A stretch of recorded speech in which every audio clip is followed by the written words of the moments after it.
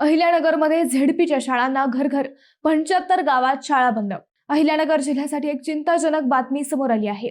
एकेकाळी गुणवत्तापूर्ण शिक्षणासाठी ओळखल्या जाणाऱ्या जिल्हा परिषद शाळांवर आता कुलूप लागण्याची वेळ आली आहे।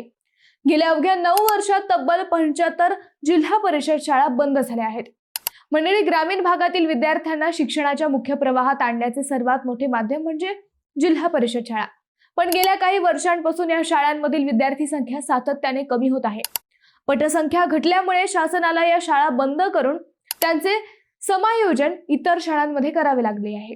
या परिस्थितीमागे रोजगारासाठी पालकांचे स्थलांतर, घटता जन्मदर, इंग्रजी माध्यमाच्या शाळांकडे वाढता कल, शिक्षकांवरील शालाबाह्य कामांचा भार, विद्यार्थ्यांची आधार नोंदणी पूर्ण नसणे, पालकांचे दुर्लक्ष आणि काही ठिकाणी अध्यापनातील त्रुटी ही प्रमुख कारणे मानली जात आहेत। आकडेवारी पाहिली तर सर्वाधिक 17 शाळा कर्जत तालुक्यात बंद झाल्या आहेत। त्यानंतर नगर तालुक्यातील 10 तर जामखेड, पारनेर आणि श्रीगोंदे या तालुक्यांमधील प्रत्येकी 8 शाळांना कुलूप लागले आहे।